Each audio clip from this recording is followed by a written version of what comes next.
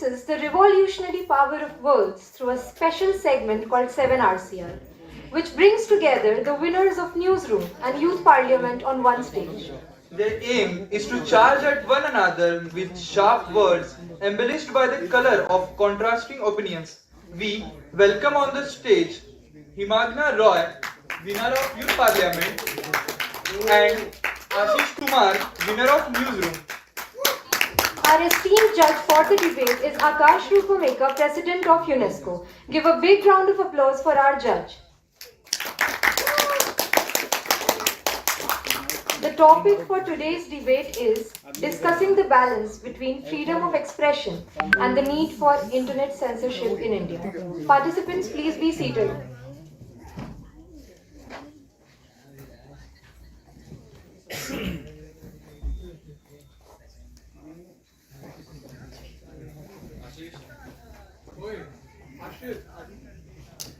क्या सीटी मारना क्या तेरे लिए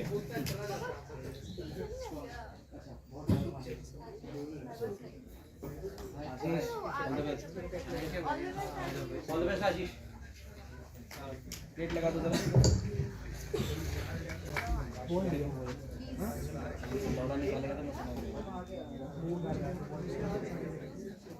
अच्छा गेट हम लेके आ गेट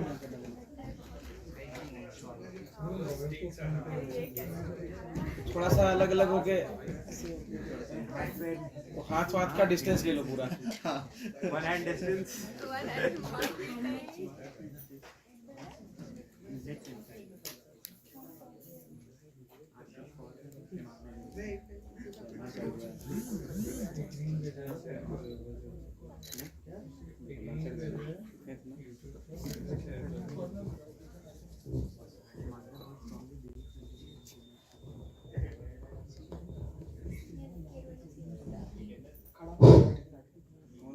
कौन सी शॉप में लिया तुमको मोहित हो गया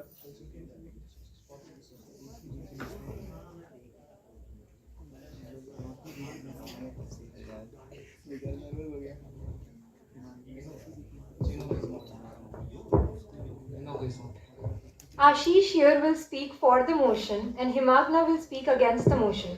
The duration of the debate is 20 minutes. Ashish, please present your opening speech and then there will be 3 rebuttal questions from Himagna's side.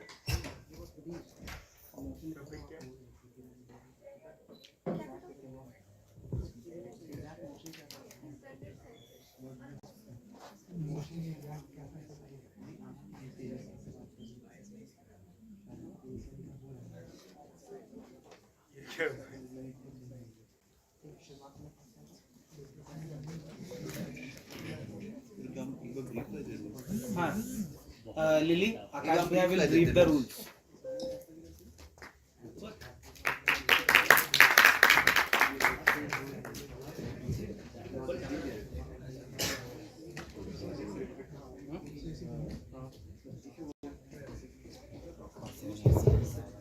Okay, so I'll just be briefing out the rules and the major guidelines as to how you need to proceed with the entirety of the debate.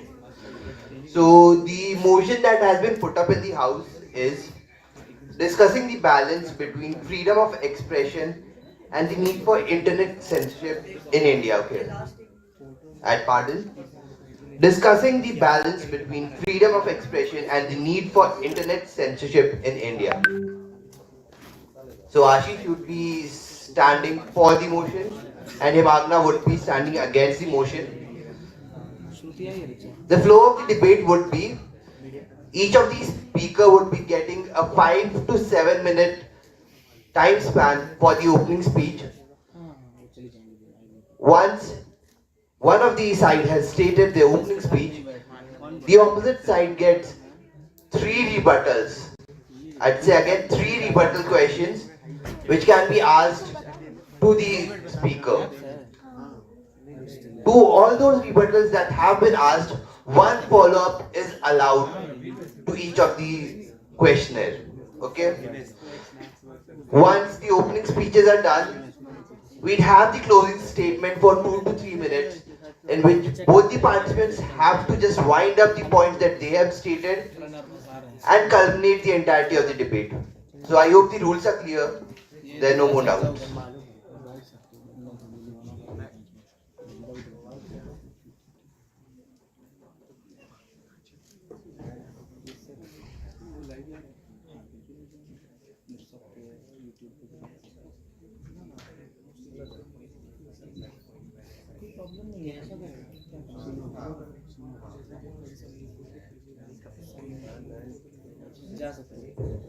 Do you guys have any more doubts that you need to ask?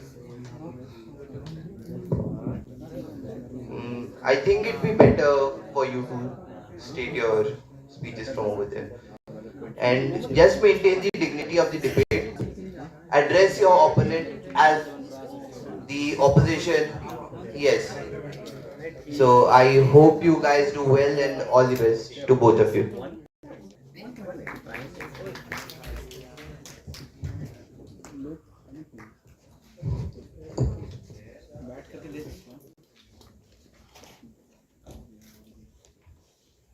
Well, good evening, everyone. Today, I think we will be discussing about balance of freedom of expression and the need for censorship in India. Well, let's just first talk about freedom of expression. Now, is there a need for freedom of expression in this country? Yes, there absolutely is. I mean, in fact, it is enshrined in our constitution that everybody has right to freedom and expression. And there are practical advantages to it as well. Like, first of all, there is accountability. The freedom of expression allows us to hold our politicians, elected representatives accountable. There is dissemination of information through which plenty of their scams come out in public domain. So it's a very important thing for the society.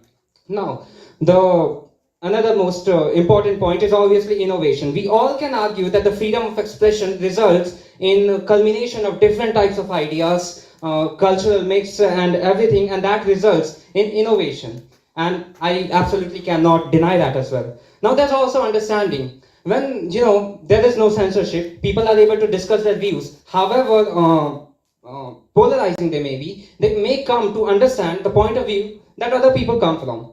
And there is also the fact of, I guess that's just it. So, I think we have clearly established that freedom of expression is necessary in a society. But now, then again, are we living in an ideal world? Are these freedoms that have been given to people are going to be utilized exactly the way they were intended to? I definitely think it's not the case. We are not living in an ideal world, and this world is not binary. It is obviously a shade, right? So society, it's obviously a shade.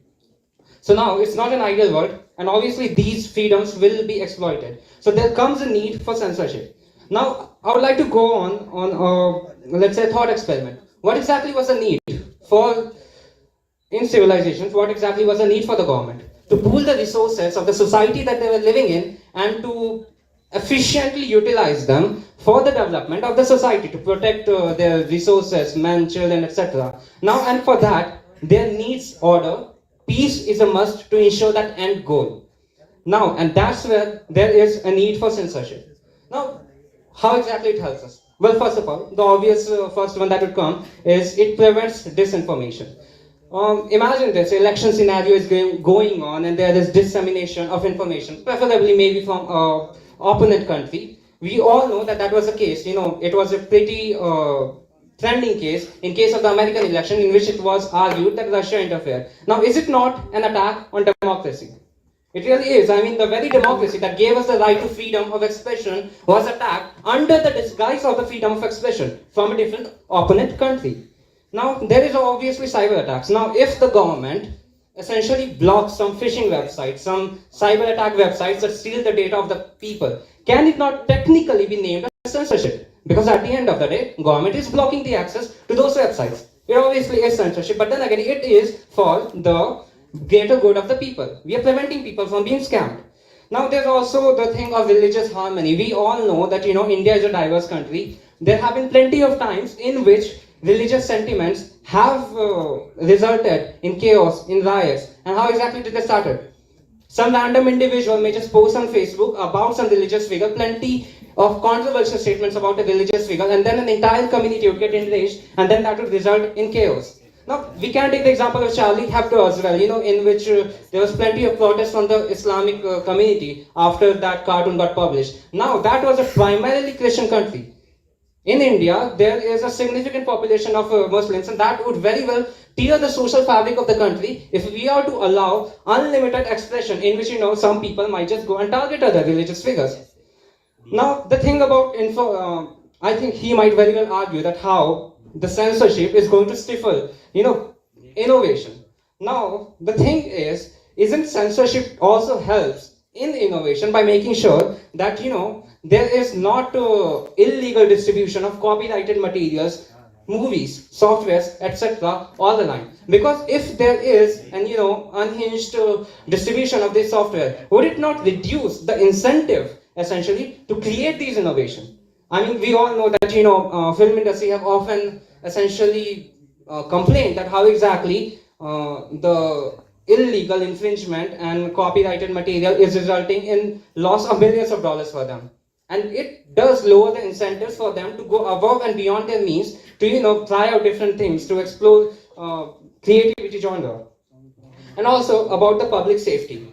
The thing is that there is obviously a need for the censorship so as to ensure that public safety remains in order. Now we need to understand that essentially the goal of the government is to make sure that there is order and peace in the society. Now the methods may be controversial, but they are essentially just a means to an end. And the end is order. And if there is a need of censorship in certain cases, I must again clarify that it is not absolute. Just like the way that freedom of expression is not absolute, there is the need for censorship. The censorship is not absolute. There are just certain situations in which there is a need, and when the need arises, censorship should be implemented. And I guess that would be it. Thank you.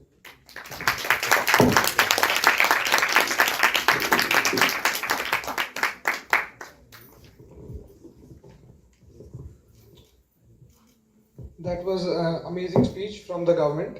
Now, as the opposition, I have three questions to ask the government.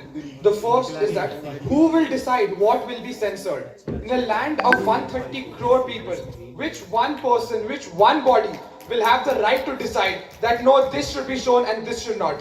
When each and every person is different, speaks a different language, is from different religions, who will decide what is censored? My second question is, how do we know that censorship will not be used to spread government propaganda when already the freedom of news channels are being hampered, news channels are being bought out by billionaire supporters of governments, and is used to spread pro-government propaganda, and is used to crush the voice of the opposition?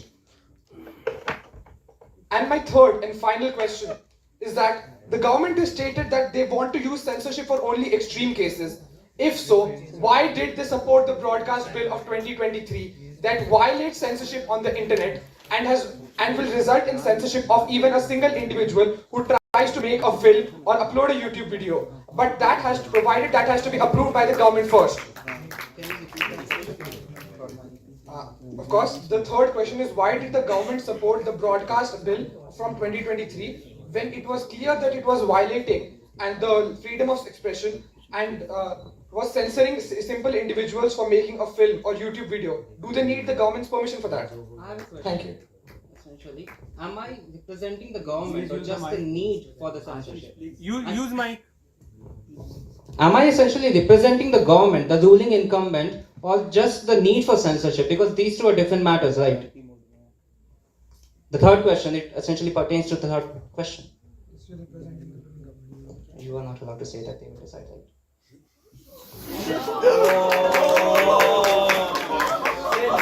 Censor this. There is freedom of expression. I argued for that as well during the first part. Okay, so basically what happens in a debate is when the house of a debate is not already set up, you can either leave the debate an open-ended debate, or the opening speaker may set up the house. Let's say if you are the opening speaker, so you can set the house in as Indian Parliament, or maybe the British Parliament, or maybe the US Congress. So that depends upon you, since the house was already not established in the motion, so it is upon your discretion how you want to set up the house. I mean, the topic does Since have, you have already given your opening statement, the house is open-ended, so you would need to answer it not as a government, but what are your thoughts, your opinions upon this topic. Maybe you can reframe the third question in a more relevant manner, not addressing him as the government. So, rephrasing the third question, if you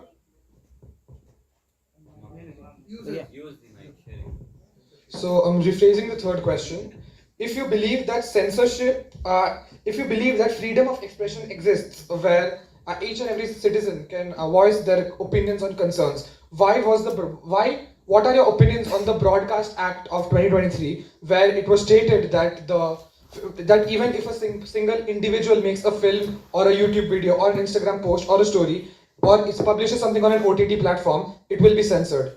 And it has to pass. Yes, the law was passed, and it has to be approved by the government. Is it yet approved by the government? Yes.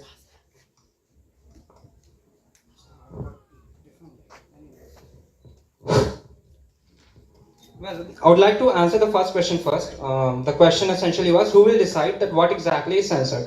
I think there are institutions in this country whose sole job is to decide what exactly is, censored. There is film board for deciding that what exactly is a kind of audience that it should be permissible to watch. And then again, I can argue as well that the government or the ruling incumbent as well have the right to decide what exactly is censored because it is elected by the people after all.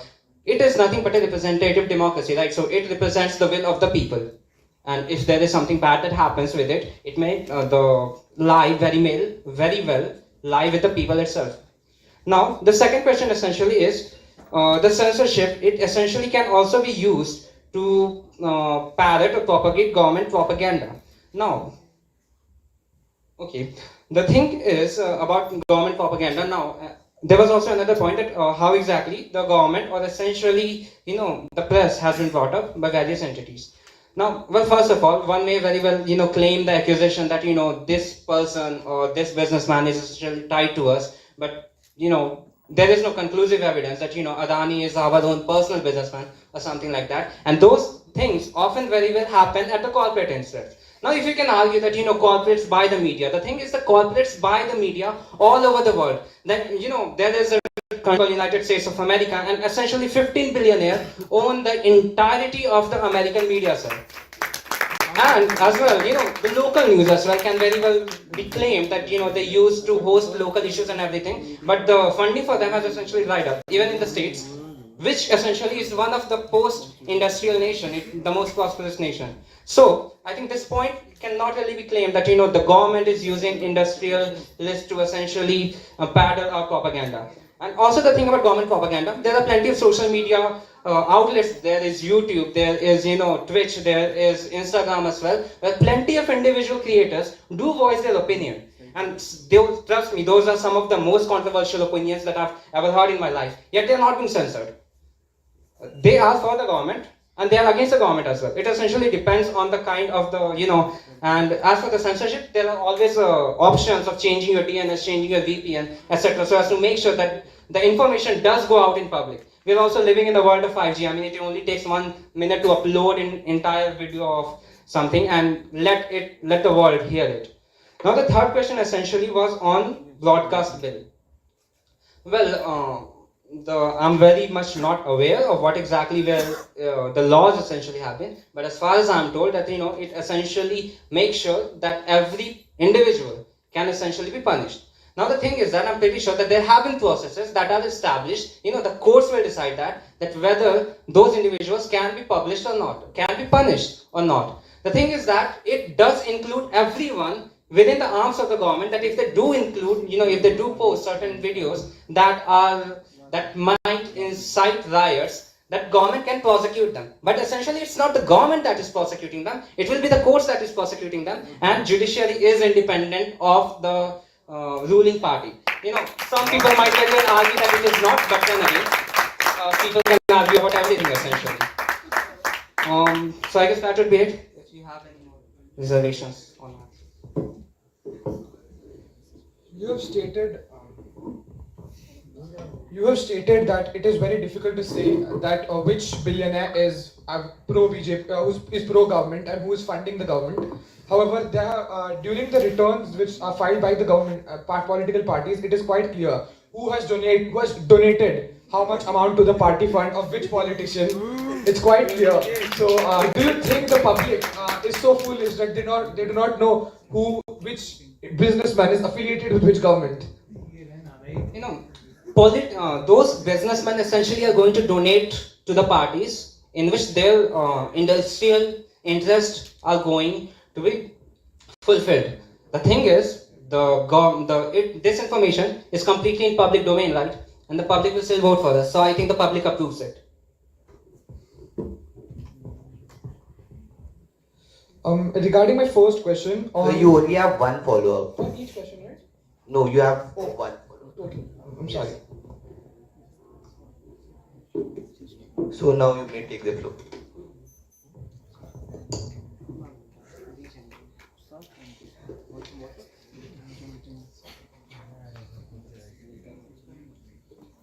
Good morning, good evening, everyone. Honorable Judge. So here we are here to discuss the balance between the freedom of expression and the need for censorship in India on the internet. So the proposition has told us what freedom of expression means. However, they have conveniently forgotten to define another keyword, which is censorship. So let me make their job a little easier for them. Censorship means, in the very basic sense, controlling what is put in the eyes of the public. May that be through books, through newspapers, or nowadays through the internet. Now, as we can see in the government, they have clearly demolished every source of information to the public, and the internet is the only thing that is available to them. Now, let's start with the news channels. Republic TV, I do not think has ever said anything against the government, and NDTV, which is owned by Adani, is family. Adani is family to the government. Independent reporters such as Palki Sharma have been prosecuted, and Rabish Kumar, well, he has turned into nothing but an old meme. They have not, and now that they have nearly decimated the traditional forms of media, news, I would also like to point out to the extent through which they are censoring and pushing their propaganda. In order for the government to currently push its propaganda on Hindutva, they have in the National Museum in New Delhi, they have removed all the structures relating to the Mughals, to the colonial history. 600 years just gone, wiped out, and there is absolutely nothing pertaining to that. They have also stated some irrelevant facts, such as government is censoring websites that are information. Out in the most recent case of this, Paytm, which I think we will all remember from 2 to 3 years ago, was wholeheartedly supported by the government, is being investigated for fraud, for selling information, for stealing and selling information. He has stated that censorship will be used to stop stolen movies and that are to be released in theatres. However, that is called piracy and it has its own separate laws. That is not relevant to censorship. He has not yet stated which institute, which group of people will regulate what is being censored, and let me answer it. No group of person can. No group of 5, 10, 15, even 100 people can make the decision for 130 crore people of our country. The government is stated that as they are the government, they are the will of the people. However, they have forgotten that the government is elected by the majority, and in the recession 51%. There are still almost half the country who do not support the government, and the government cannot make censorship based for them. It does not represent the will of the people, it is the servant of the people. He has stated that we know that propaganda won't be spreaded through institutions such as the board, film board or the censorship board. Now, I do not think it is the same board that has not let our nationalist movies about our freedom fighters, about any of the struggles that our country faced ever reach the Oscars, or any movie that has ever attacked the UK government for its colonial past ever reached the Oscars. So I do not know how fair we can call the film board. He has not shared, he has stated that there are platforms on the internet such as Twitch, Twitter, where it can be highlighted that the government is not yet censoring. However, as my opponent has stated that he does not have too much idea about the broadcast bill, let me inform you all about it. It basically means that an individual, if he makes a short film, YouTube video, or even a movie, and uploads it on say any OTT or other platform, it has to be at first approved by the government. He has failed to know about such a basic fact, and at the end, if you are enforcing censorship on such a basic level, our society is truly doomed. Let me give you a few examples where under the guise of the greater good, censorship was implemented. In 1975 to 1977, during the years, our honorable former Prime Minister Indira Gandhi imposed censorship on the media, on the news channels, on books. And in the end, it turned out that publishers and media officials were dragged and beaten up in jails. The civil liberties were curtailed of the people. Secondly, during the 2008 Bombay attacks, regarding the news regarding the information of the terrorists, how many were there, how many were injured, how many were killed, all this information was suppressed by the government. Thus, the people just did not know about how important this was, what a national tragedy this was. And most importantly, everyone, during the recent COVID pandemic, they hid the figures of how many people were infected due to COVID, how many people were killed due to COVID, which caused a huge amount of people to underestimate the disease. They got infected and later died. Who is responsible? The blood of those people. Who is responsible for that?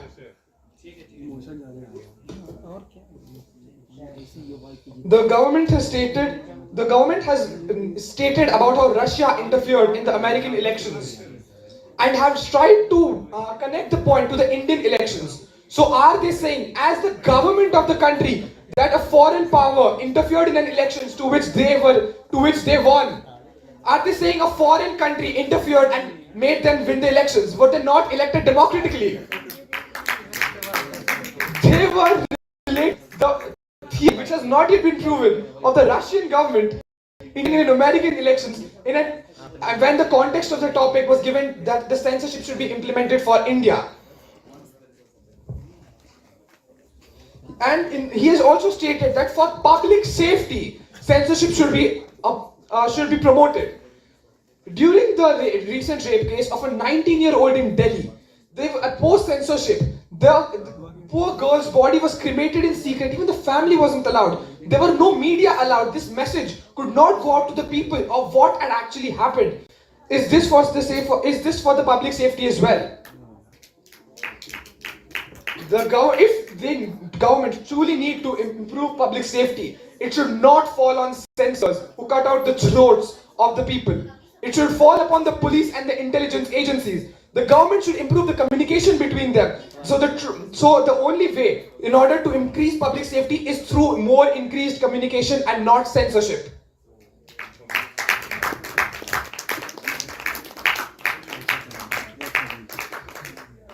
The government has clearly defined the freedom of expression. However, they did not define what the censorship was, which I have done for them. They did not give any prominent examples to why should be implemented, why censorship should be implemented in India. Well, let me answer that for you. Censorship cannot be implemented in India. When you move from one place to another, the languages change, the opinions change, the traditions, the customs change. Censorship cannot be implemented in such a country like this. The very pillar of our democracy is that all men are equal before law. If everyone's opinion matters. So if you are cutting out the throats, if you are censoring people based on what they say, on what the government feels, that is the violation of the principles on the pillars of our democracy. I am now open to questions from the proposition.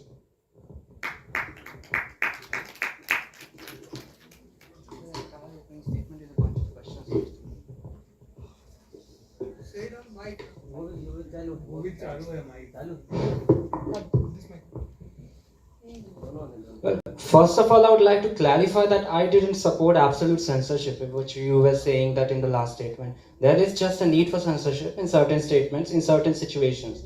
Now, I would like to clarify certain things that, we are not the... Please frame it as a question to me. This is the rebuttal round.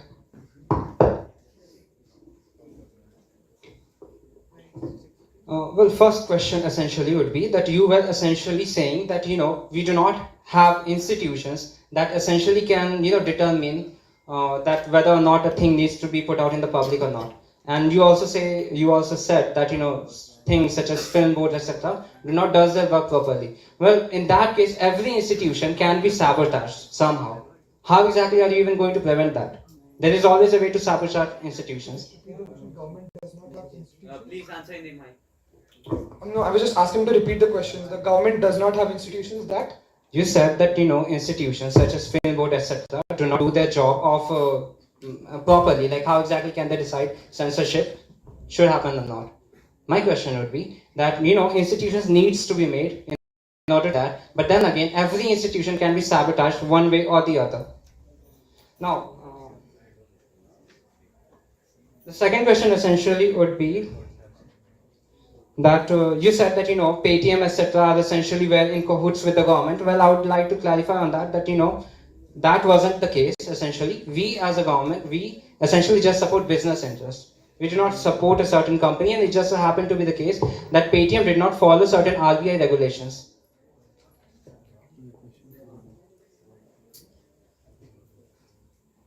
There was also a case in which you said about the thing in Delhi. Like the thing is that if it was censored, how exactly did you come know about it? There are obviously ways in which the news got out in public, and it's not absolute censorship. And there was also other thing in which you said that there are thing. Is this part of the third question as well? Yes, no, it's third question. The thing is that in the Mumbai attacks, plenty of information essentially was censored. It was not to completely obliterate the information from the public domain, but essentially to ensure that those terrorist people do not get hold of that information and continue to exploit the situation. That was also the thing in COVID as well. Now the thing is, how exactly do you go on to make sure that these things are made public while those very groups, such as the terrorist group, do not exploit it to their best opportunity? Good enough. Is it not? Oh, thank you. Those were some wonderful questions.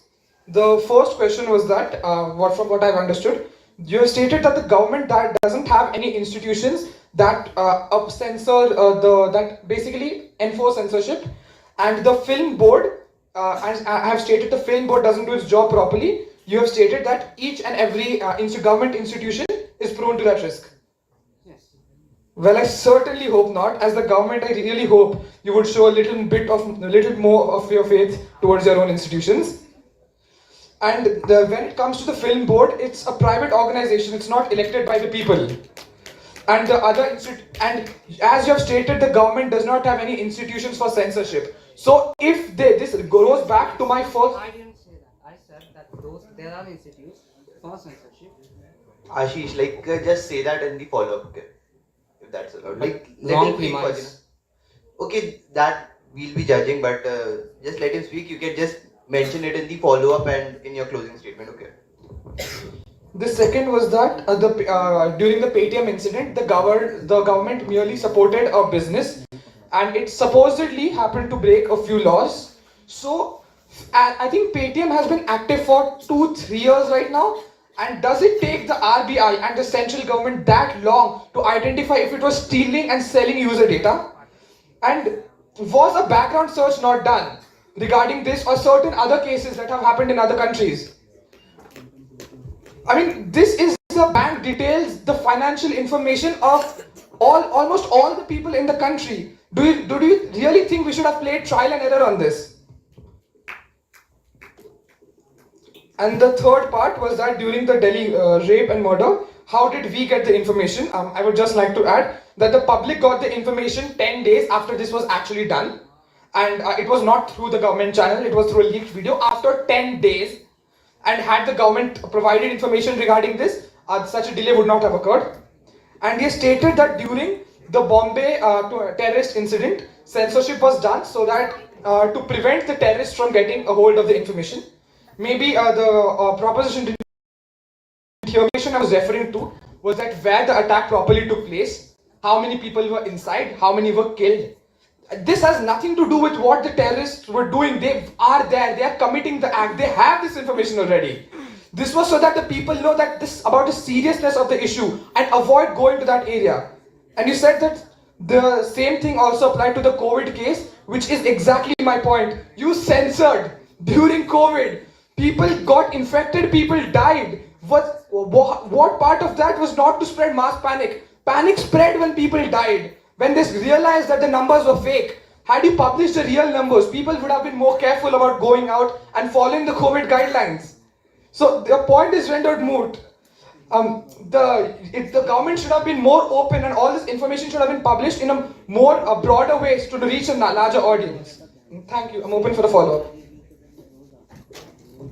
Well, regarding the first question, the premise itself was wrong. I said that there are institutes out there whose responsibility there is to, certain or decide what exactly censor certain types of data. Like there can be for movies, there can be for newspapers, etc. Now, I was merely pointing out the possibility that every institution is prone to sabotage. We already have gotten news reports about how WHO has been sabotaged by China, how this institute has been sabotaged by USA, etc. If you're talking on based on the possibilities, hypothetical situations, it can be anything. Now, regarding the second questions about page. Just one follow-up at a time. You have only one follow-up. Should I answer the first one?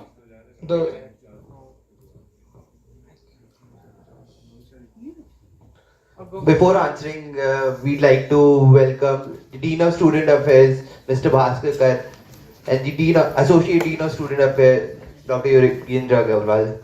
Can we please have a huge round of applause?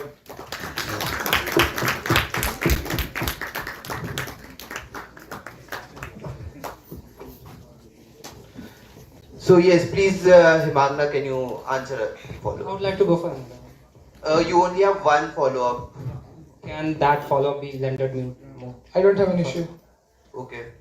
I don't have an issue. You can ask another question. Well, regarding the third question, essentially, that you said that after 10 days, we got the information, and that was also not through a government news channel. Well, first of all, that essentially is freedom of expression. There are plenty of other channels apart from government that can be used by the public in order to gain information. It's not the sole job of the government to have all the news disseminated by the public. This is essentially what freedom of expression essentially is. Now, regarding the question about Mumbai attacks, the thing is, there could have been people in Pakistan or ISI, etc., or the people outside those buildings who could use those information in order to exploit the situation, create more panic, do more bomb blasts, etc. And also the thing about COVID thing, essentially, the ways in which how can a death essentially be counted as a COVID death? What exactly if a person is suffering from heart attack and he just happen to have a mild COVID, etc.? The doctors themselves are not pretty sure on how exactly to do that. Any information that we put out in such a scenario can be argued to be false. Can you please frame it as a question? Essentially, it was just a repetitive. So your premises in plenty of the cases were wrong. Okay, we'll take that in the closing statement. No, you need not answer that. I won't answer that. So you might start off with your closing statement. Kindly curb the closing statement for the time limit of 2 minutes, okay? Well, in the end, I would essentially like to say that freedom of expression is absolutely necessary in the society, but then again, it need not be and it must not be absolute. After all, once freedom ends where others begins, right? And it needs to be considered, the right to freedom of expression needs to be considered against the right to life and security. Censorship essentially is a tool, and that tool can be effectively utilized to make sure that there is order in the society, and other things such as development can be carried out in a more peaceful and fruitful manner. And that would be it. Thank you. Thank you.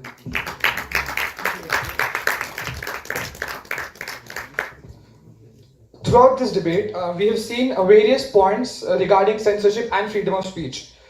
As the opposition, I have clearly defined my stance on how the proposition has failed to define the word censorship, how they have made mistakes in choosing whom to allot responsibilities to, even though they have stated that they have clear institutions, they have not stated what they are and who will do the job of censorship.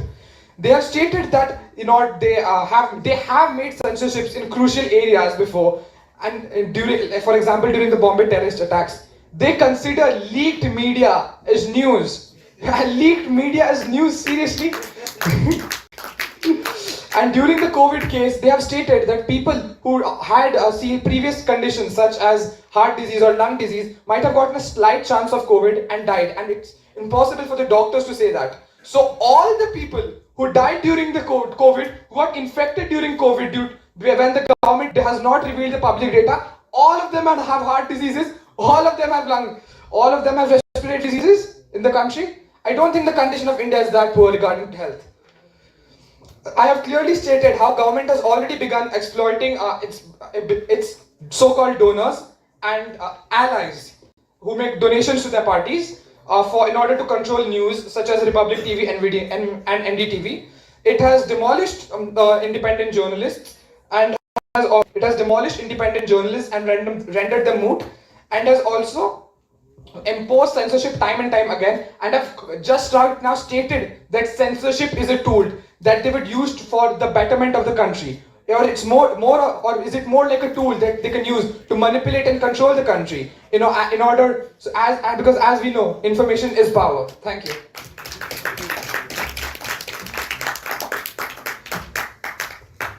That was a really great debate and a really great set of opinions that were brought up.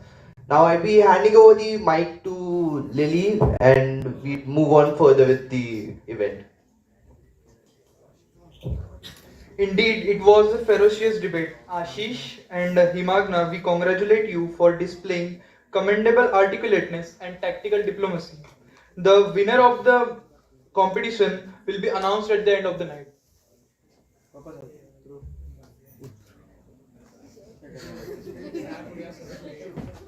So I'd request the participants to kindly come off the stage.